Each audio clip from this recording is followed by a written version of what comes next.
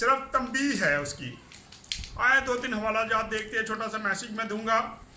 आज बुध है, जिस तरह कि आप जानते हैं कि बुध की इबादत हमारी शफाई इबादत होती है। खुदा का शुक्र है कि यहाँ पे बुध वाले दिन जगह नहीं होती थी, इतने लोग होते थे, लेकिन आज खुदा के घर जो हैं उजाड़ बन गए हैं इस वायरस की वजह से। लेकिन ये खुदा की अपनी मर्ज़ी है कि खुदा ने अपने घरों को बंद कर दिया है, क्योंकि लोग नाफरमान हो गए थे, उसके हुक्मों को नहीं मान रहे थे, इसलिए खुदा नाराज़ हुआ और उसने अपना गज़ब ज़मीन पर नाज़िल कर दिया है।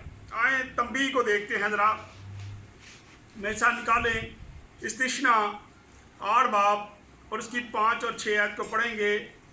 203 नंबर पेज है, इस्तिश्ना 8 बाब और उसकी 5 और 6 आयत को पढ़ने लगा हूँ मैं। लिखा है, और तू अपने दिल में ख्याल रखना कि जिस तरह आदमी अपने बेटे को तंबीह करता है, वैसे ही खुदावंद तेरा खुदा तुझको तंबीह करता है। सो तू खुदावंद अपने खुदा की राहों पर चलने और उसका खौफ मानने के लिए उसके हुक्मों पर अमल करना। खुदा के जिंदा कलाम का पढ़ा और सुना जाना हम सब के लिए बरकत का वसीला बने। आमीन। खुदा का शुक्र हो। यहाँ पर भी हम देखते हैं 5 आयत में लिखा है, और तू अपने दिल में ख्याल रखना कि जिस तरह आदमी अपने बेटे को तंबीह करता है, वैसे ही खुदावंद तेरा खुदा तुझको तंबीह करता है। यहाँ पे बताया जा रहा है कि जिस तरह दुनियावी तौर पर लोग अपने बेटे को या बेटी को किसी बुरे रास्ते से, अगर कोई गलत काम कर रहा हो या नशा करना शुरू कर दे या गलत दोस्ती में पड़ जाए, तो बाप जो है वो अपने बेटे को तंबीह करता है और उसे सिखाता है कि बेटा ये रास्ता ठीक नहीं है, तू इस रास्ते में मत जा, ये रास्ता दलदल में चले जाएगा और तू दलदल में फंस जाएगा, और वो उसे तंबीह करता है। इसी तरह खुदा ने भी इस वक्त जब लोग जो उसके बेटे और बेटियां हैं, जो खासकर ईमानदार हैं, वो अपनी राहों से भटक गए थे, वो उसके हुक्मों को नहीं मान रहे थे, वो दुनिया की दलदल में फंसते जा रहे थे, वो दुनियादारी में लग गए थे, वो दुनिया वाले काम करना शुरू कर गए थे। इसलिए खुदा ने मुमकिन किया और खुदावन ने अपनी तंबीह को नाज़िल फरमाया। और यहाँ पे हम देखते हैं 5 आयत को दोबारा से पढ़ लें तो यहाँ पे लिखा है, और तू अपने दिल में ख्याल रखना कि जिस तरह आदमी अपने बेटे को तंबीह करता है, वैसे ही खुदावंद तेरा खुदा तुझको तंबीह करता है। सो तू खुदावंद अपने खुदा की राहों पर चलने और उसका खौफ मानने के लिए उसके हुक्मों पर अमल करे।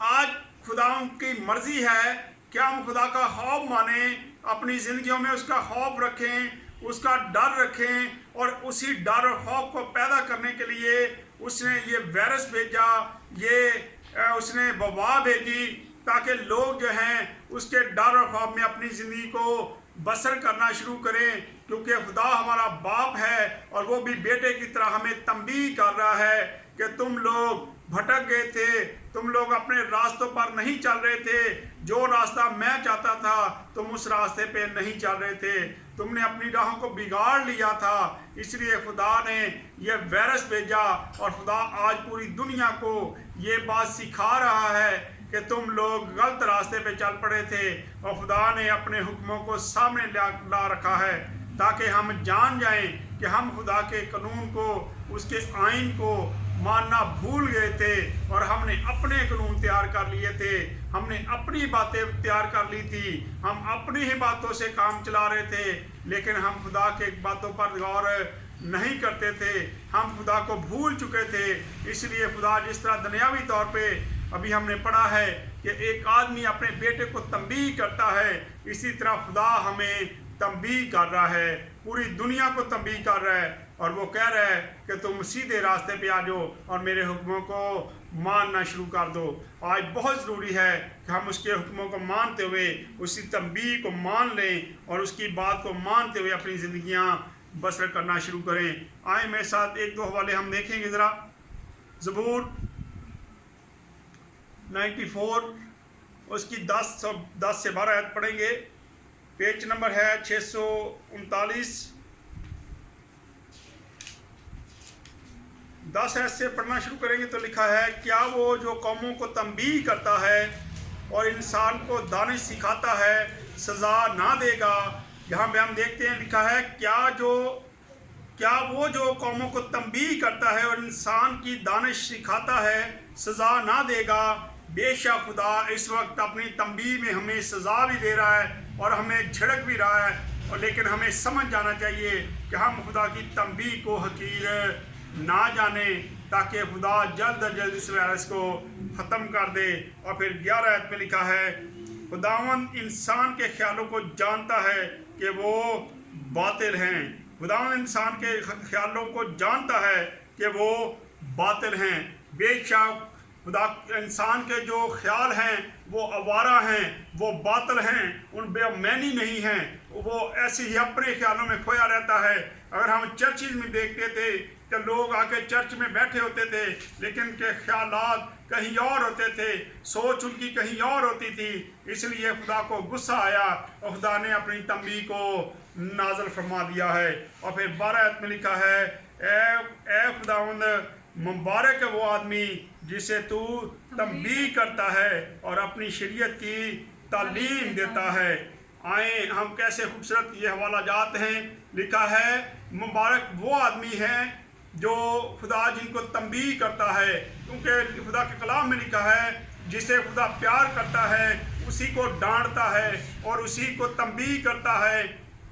इसका मतलब है खुदा दुनिया से बहुत ज़्यादा प्यार करता था, लेकिन दुनिया पर जब गुनाह ज़्यादा से ज़्यादा बढ़ने शुरू हुए तो फिर खुदा ने अपनी तंबीह को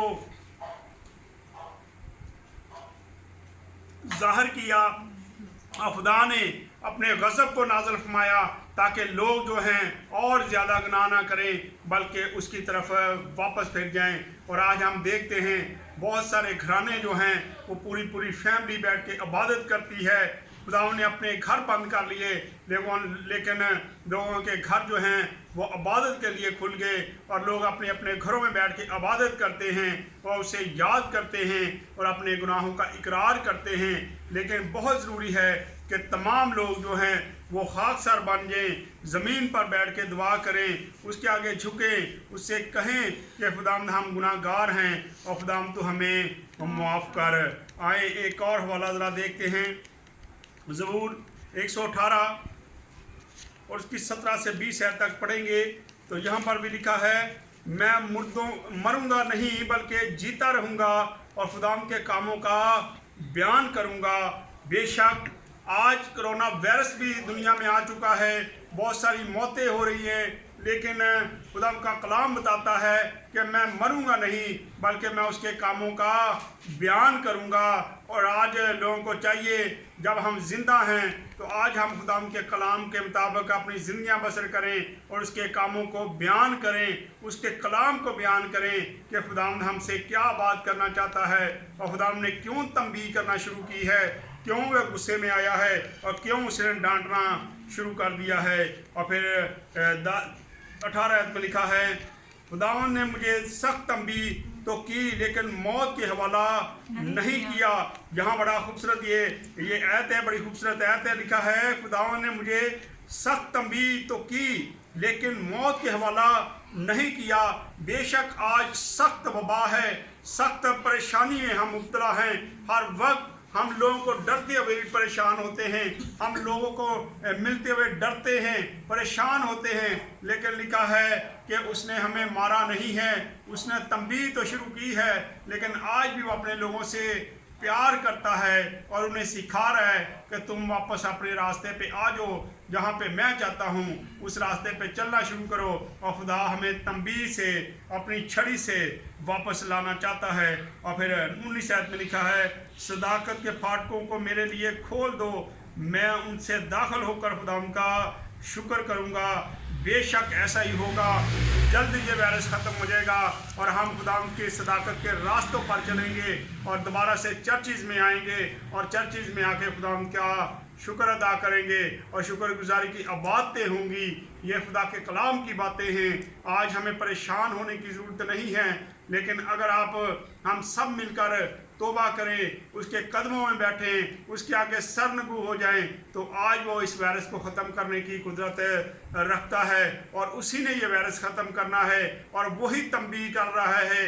और अगर हम उसकी तंबीह को मान जाएं, उसको मान जाएं कि खुदावंद हम मान गए हैं अपनी गलतियों को, अपनी खताओं को, तो उस वक्त ये वायरस इस दुनिया से जाता रहेगा। बहुत ज़रूरी है कि हम खाकसार बन गए, अपने गुनाहों का इकरार करें और कहें कि खुदावंद हम मान गए हैं, हम तेरी तंबीह को मान गए हैं। खुदावंद तो अपने हाथ को उठा ले और इस वायरस को ख़त्म कर दे, इस मौत के वायरस को ख़त्म कर दे, इस दुनिया से, हमारे मुल्क से, हमारे फैमिलियों से खुदावंद तू रहम कर दे और इस सारे जो वबा को है ख़त्म कर। खुदावंद हम तेरी तंबीह को मान गए हैं। इस तरह हमें चाहिए कि तमाम जो लोग हैं आज अपने आप को खाकसार करें और ज़मीन पर बैठ के खुदावंद को पुकारें, जिस तरह नैनवा शहर के लोगों ने किया था कि जब उनको पता चला कि 40 दिन के बाद नैनवा तबाह कर दिया जाएगा, तो वो तमाम लोग, क्या अमीर क्या गरीब, तमाम हाकम जितने भी लोग थे वहाँ के, वो ज़मीन पर बैठ गए, खाकसार बन गए और उन्होंने रोज़ा रखा और खुदावंद से पुकारा और खुदावंद ने उनकी दुआ का जवाब दिया और नैनवा शहर को छोड़ दिया। उसी तरह आज हमें भी ज़रूरत है कि हम अपने अपने गुनाहों का इकरार करें, अपने आप को खाकसार करें, अपनी फैमिलियों के साथ बैठ जाएं, ज़मीन पर बैठ जाएं, खुदावंद के कदमों में आ जाएं और उसे कहें कि खुदावंद हम मान गए हैं कि हम गुनाहगार हैं और तेरी तंबीह को भी मानते हैं और खुदावंद तो अब अपने गज़ब को ख़त्म कर दे और उस वक्त ये गज़ब जाता रहेगा, ये वायरस जाता रहेगा। आज भी हमें लोग अक्सर ही जब हम टीवी देखते हैं तो आज भी हौसले की बातें बताते हैं कि जी वैक्सीन बन गई है, मेडिसन बन गई है, बहुत जल्द मेडिसन जो है वो बाज़ार में आने वाली है।